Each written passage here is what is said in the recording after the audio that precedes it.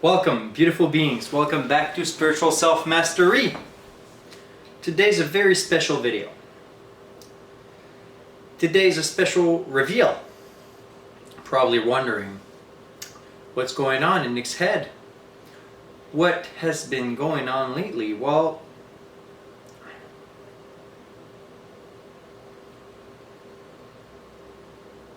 to be honest, I was a little stressed to actually reveal this first, but now I don't have any restraints whatsoever. So anyways, my friends, time to play the big boy's pants. Okay, so my friends, I now summon Blue Eyes White Dragon. For all the Yu-Gi-Oh fans out there, all the geek fans, yeah.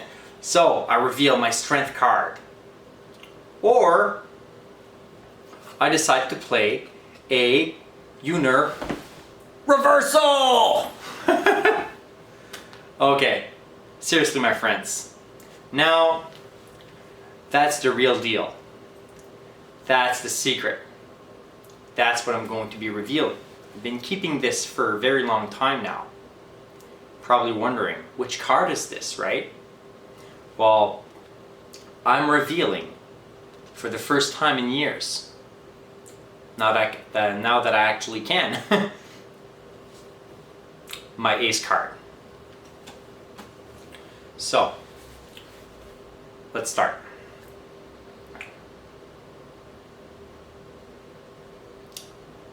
My friends, the biggest secret I've kept for the longest time was that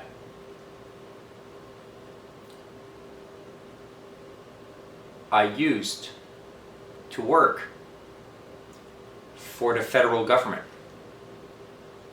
Well, you're like, Nick, in the past you told us that you were an air traffic controller, which is actually the case, which is very true. So what was I doing exactly? Well, I worked for the government for 11 years and now I don't work for them anymore. That should explain a lot to a lot of you guys that have been following me for a long time now. That's why I've been very silent on a lot of different things and details about my work and everything. Now I can fully talk and, talk openly about it, and I don't mind. But yeah, it's a little bit hard. Gotta break the ice at some point, right? So yeah, so I used to work as an air traffic controller for the Air Force, for the government, for the military. So I was a military man for about 11 years. But the reason why I joined the Air Force was that I guess I never really was like a gunman at heart, right? I was envisioning in my head like, oh, if there's like a war or something happening, then, the most likely scenario is that I'm probably just gonna be controlling aircraft, sending them on their way, or just, fall from a bomb or something on the base I work at, right? So yeah, so I was an air traffic controller in the Air Force, so in the military. And when I had my awakening in 2013, 2014, I had a lot of, different things going in my head. I was questioning my work, questioning, am I really in the right, line of work? Should I really do this? But 2013, 2014, when I had my original awakening, I realized, I had that epiphany moment, right? That I probably shouldn't be in the military, or I wasn't in the right place. And for all of you that, watches my content, sometimes it's a little edgy, sometimes, it may be controversial. This is another big reason why I left this line of work. I cannot fully express myself fully being, working federally with a great salary, great stable salary, versus being fully, free-spirited, talking about anything. But you can't do that when you work for the government, because you have to be in line, right? You cannot go against your own employer, right? So that's why I did not disclose that I was in the military before, because it would have actually probably put me into trouble. Right? But now I don't work for them anymore, so I'm fully open with my story, and yeah, I wanted to clarify this. It's a very big weight slowly taken off my shoulder as I'm speaking with you guys right now.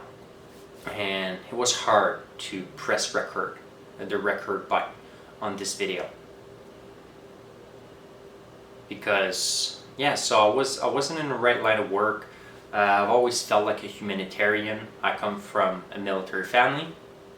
You know, I was 20 years old. I joined. I didn't know exactly what to do. You know, so my family suggested, you know, why not join the military, the Air Force, you know. Well, you'll have a great salary and everything, and that's what I did. And I had a lot of fun. I met a lot of people and everything, and I served my country, but now I have a different calling. And it's not to serve my country anymore.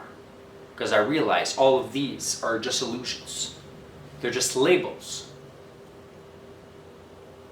Why would I be protecting one country when I can be protecting all of humanity through my work, right? How I want to, like, I'm done with these little games that how can I call them? I think I'll call them the dark ones. The elites, the people, and the people that pulls all the strings everywhere. I'll just call them the dark ones to back myself, and I think I'll try to employ this term in the future, so it's easier to, you know, to know what's going on without, you know, stepping on, you know, on wrong footing, or, you know, stepping on toes, on nails or whatever, right? Being in trouble. So, anyways, yeah. So I worked for 11 years in the military. I had a great time. I served my country, but now I'm here to serve humanity. I'm here to help people progress towards their own dreams, and I'm here to help to motivate people.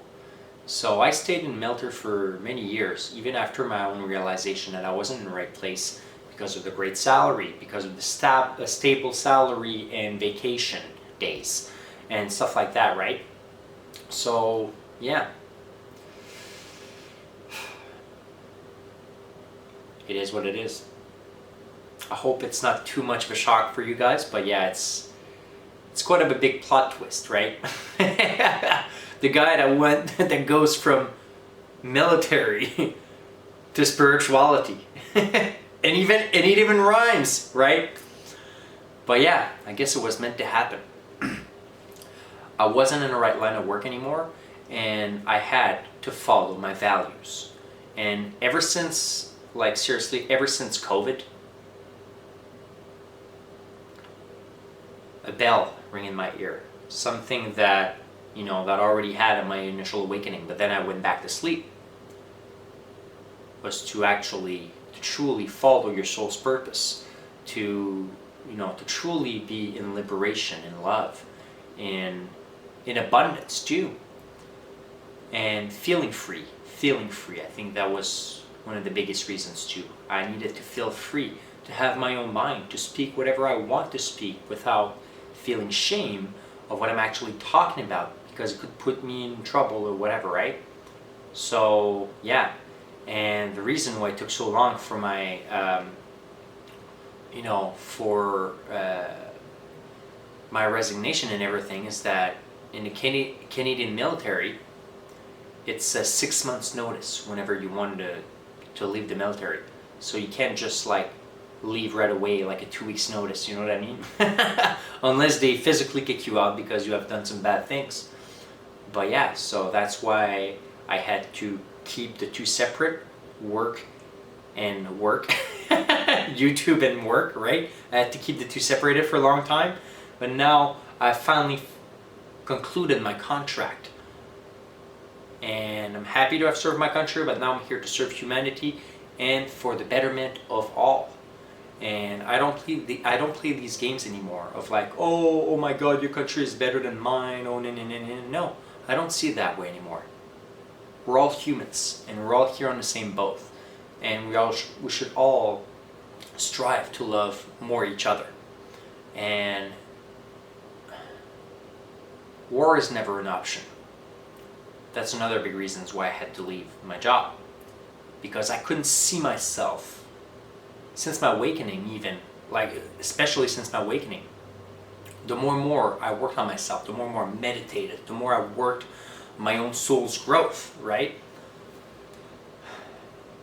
I realized that we were all one.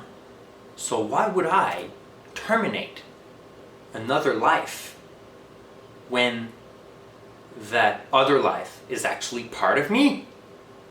Because we're all one. We're all the same energy. Why would you know what I mean? Everything is a mirror, and everything you project comes back to you eventually. So for me, I just couldn't see myself as killing another human being anymore. You know, unless it's accidental and for self-defense, and even then, I'll try, you know, my very best to, you know, keep a peaceful resolution in every matter. So I strive for peace. I'm strive for peace, and that's why I had to stop this job too. But yeah, but I had a great time. But for the past 5 years, I've been torturing myself, staying in this work because of the great salary, because of all the other perks that you get. Vacation time, people I knew, stability, fear of the unknown. And I was like, you know what, man? When I hit my very, very low, I think it was after the first wave of COVID, I came down to my knees. I was like, yeah, Nick, it's time. It's time that you finally listen to yourself. It's time that you truly listen to your heart's desires. And that's what I'm actively taking right now. Steps towards following my heart's desires. Feeling free, feeling like a free spirit. That's all, that's me. That's just me. I have to express myself. If I don't express myself, I feel like my soul is dying. So that's why I had to quit. It took me a long time. I tortured myself a long time to stay in this line of work, to please family, to keep the stability. I had a great salary. By the end I was leaving, I had like a salary of 90K. 90K in the military. Where you're like, oh, aren't air traffic controllers make a lot more? In civilian life, yes, but not in the military. So anyway, so I traveled all across the country. I had a great time. So my friends, we're gonna take a look at a couple of pictures together. Okay, so the first couple pictures. Let's take a look. This was a picture of when I was working in Shearwater on the Canadian East Coast, controlling helicopters there.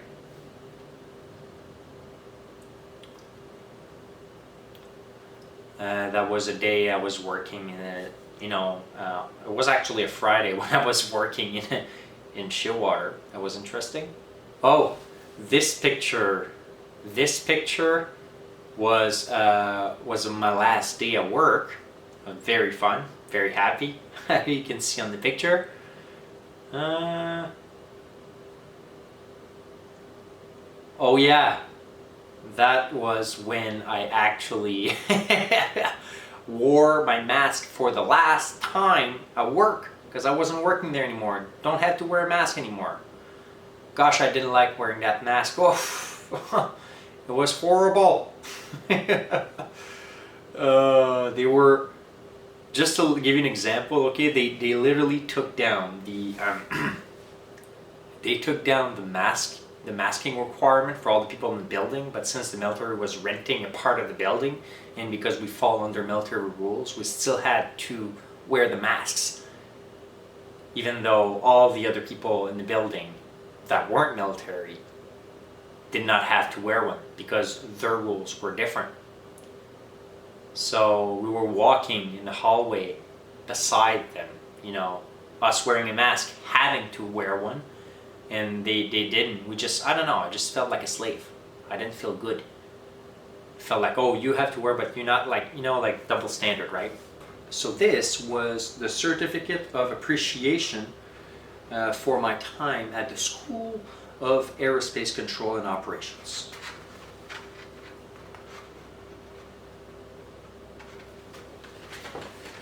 And to finish off, this was my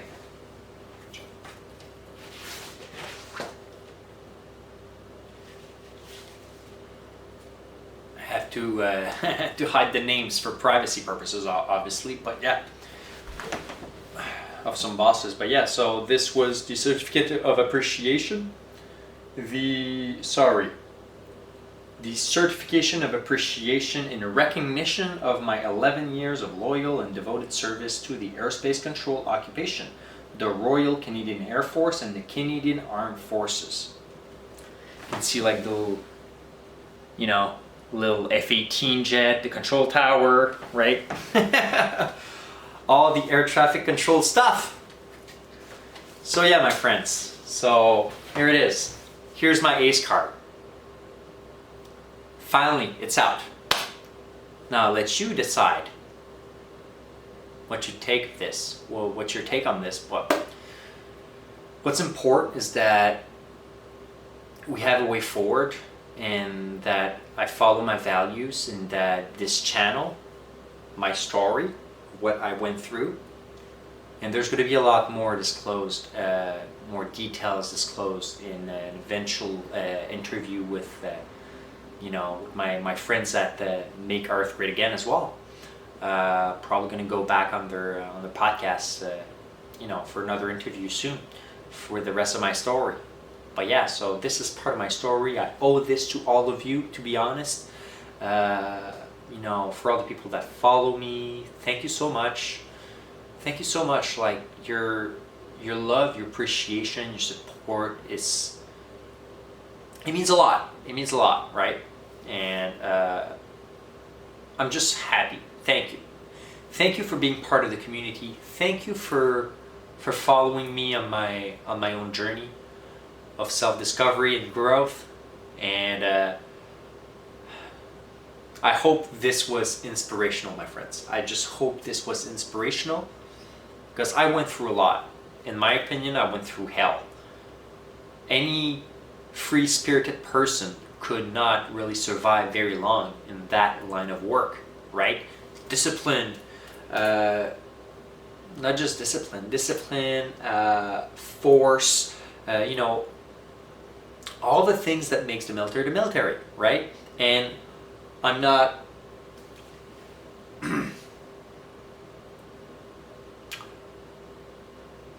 I will never necessarily ditch on the military, because I always appreciate my brothers and sisters. Thank you for serving this country. But, you know, war, in my opinion, is never an option. And peace should always be looked as a first option. And yeah, I think that's going to be the way forward. In the future, I don't believe there's going to be any more wars. Unless it escalates to that, but I truly wish and hope, have a deep down feeling that regardless of the chaos outside, peace and love and prosperity will prevail. But we might have to go through some hard times before we get into these more heavenly times. So my friends, thank you so much for watching. I hope this revelation wasn't too much for you. For me, it was a lot, to be honest, to actually disclose all of this, but it's done now. It's done. I feel great. It's finally said. Okay? So thank you so much for watching, my friends. Have a beautiful day, and thanks for, you know, for following me on this journey.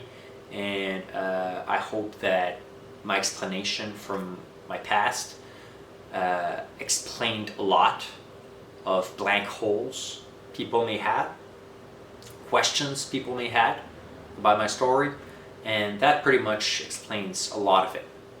But I will go more in detail in the interview eventually. So my friends, have a beautiful day. Thank you so much for watching. Love, prosperity your way, blessings, and appreciate life, my friends.